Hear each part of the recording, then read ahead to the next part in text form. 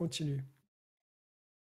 Donc, on parlait des exceptions dans le cadre, mais ça ne concerne pas Airbnb parce que clairement, ça ne va pas rentrer. Mais parfois, on a le droit de louer une partie de sa résidence principale et si ça n'atteint, si les revenus ne dépassent pas, je crois, 700 euros par an, on n'a pas besoin de, je sais pas si on a besoin de déclarer ou pas, mais de toute façon, on ne paie pas d'impôt là-dessus. Donc, il faut voir si le plafond il est toujours là. Il y a aussi des exceptions du genre, franchement, si le proprio il a un certain âge. Généralement, je ne sais pas si c'est écrit dans la loi, mais généralement, on les fait pas chier. On comprend qu'ils ont des retraites un peu parfois plafonnées, parfois limitées. On les laisse faire. Des exceptions comme ça. Par contre, si on va louer une partie et genre il y a de vrais revenus, dans ce cas-là, c'est une location. Donc si c'est du meublé, donc c'est du LMNP, donc c'est soit 30% sur les 50% des revenus, soit peut-être même on peut le faire au réel. Si c'est du non meublé, eh bien c'est du non meublé. Et puis voilà, c'est comme les autres cas de figure, quoi. J'ai une question, s'il te plaît, par rapport aux travaux. Pour lancer les travaux, il faut demander une autorisation à la mairie ou bien au syndic. Comment ça se passe Bah, généralement? si c'est des travaux à l'intérieur du bien, pas besoin. Si ça touche genre la porte principale ou bien quelque chose qui touche à la présentation ou bien au commun, dans ce cas-là, bien sûr, il faut passer par le syndic, voir si c'est le syndic Par qui le doit le syndic. faire. Parce que là, vraiment, c'est le syndic. Moi, ça m'est arrivé une fois, j'avais proposé de refaire la peinture du couloir de l'étage parce que c'était un peu n'importe quoi. Ils ont refusé tout simplement, alors que c'était à ma charge. Je n'ai pas trop insisté. Ok, vous refusez, allez-y, refusez. Mais ils sont un peu chiants. Vous Hmm, connaissez un peu, vous d'accord. savez déjà c'est où, donc vous comprenez qu'ils soient chiants. Mais bon, tout ce qui est Ouais, extérieur, ça, de toute façon, c'est le syndic. Donc, soit c'est de l'embellissement, il faut passer par eux, mais généralement, les gens ne vont pas accepter parce que c'est des charges supplémentaires.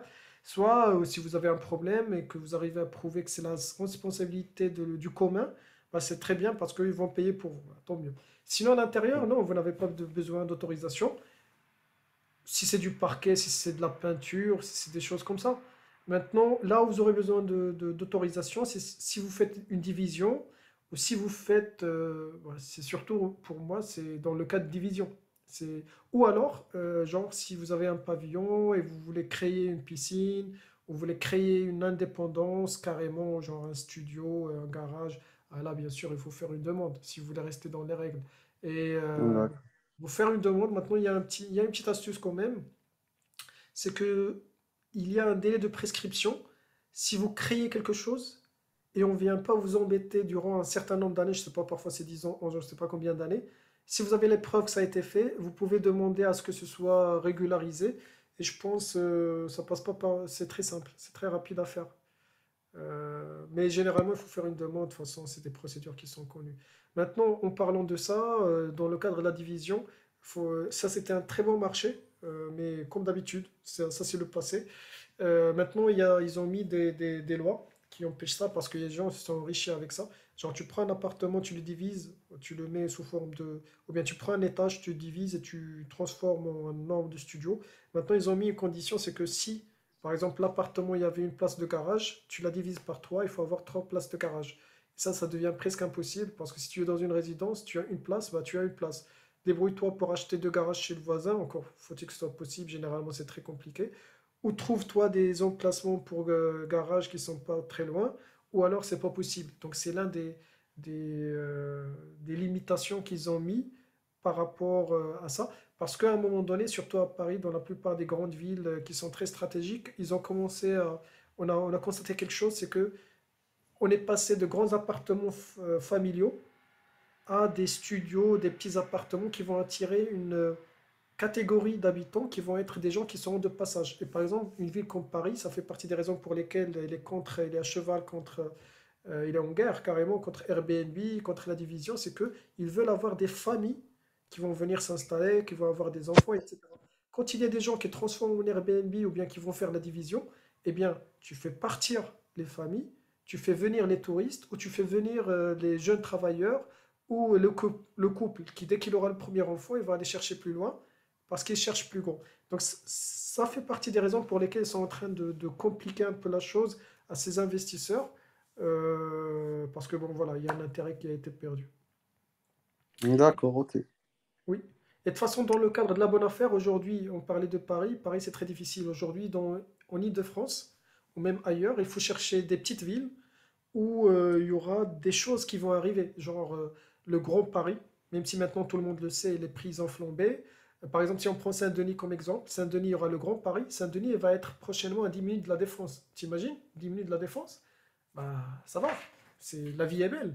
Il y aura le village olympique avec toute l'animation, avec tous les projets qui y ont avec. Il y a une vraie politique de gentrification dans le sens, si tu regardes Saint-Denis, la plaine Saint-Denis, ça devient de plus en plus bobo, de plus en plus parisien. Et là, ils sont en train de passer à l'autre partie de Saint-Denis, au-delà de la Seine, et les prix sont en train de flamber, sont en train de devenir du nouveau Paris, quoi. Tu regardes Montreuil, Montreuil c'est différent, ça fait longtemps qu'ils sont en train de parler du 21e district, arrondissement. Bon, ça tarde un peu à venir, mais il y a des endroits, tu es presque à Paris. Et là, si tu veux acheter, bon courage. Si on regarde Vincennes, acheter à Vincennes, parfois c'est plus cher que pas mal d'arrondissements à Paris. Donc, Oui, oui, oui, oui, t'as c'est raison. intégré. Maintenant, ça va être soit il faut se réveiller tôt, soit il faut aller chercher au-delà de la petite boucle. Et surtout, si tu as l'information qu'il y aura de nouveaux, par exemple, surtout l'RER qui va venir, ou bien qu'il y ait de nouveaux projets qui vont être des game changers. Mais encore une fois, on va revenir toujours au même point de départ. L'immobilier, c'est l'information. L'information, c'est le réseau. Parce que l'information, dès que tout le monde en parlera sur YouTube et dans les infos, bah, tu sais qu'il y a tout le monde qui est dessus. Donc, il faut avoir des agents, des artisans, des notaires, des avocats, des gens comme ça qui ramènent l'information. D'accord. Et donc, je ne sais pas si vous avez d'autres points sur ce qu'est une bonne affaire. Non, pour moi, c'est clair.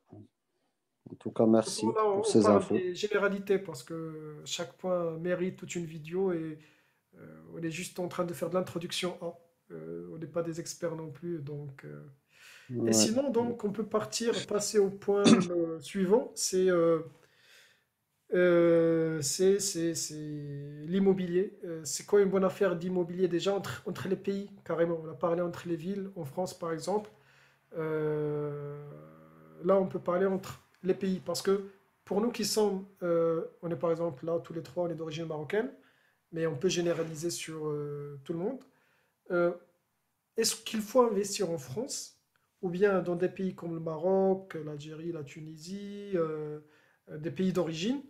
Ou faut-il carrément aller dans ce qu'on appelle les nouveaux Eldorado? Les nouveaux Eldorado, c'est la Turquie, c'est les Émirats. Bon, les Émirats, après, ça va être plutôt Dubaï ou Abu Dhabi, principalement.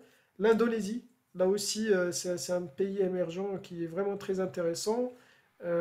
Sinon, ça va être les États-Unis, ça va être Londres, l'Allemagne.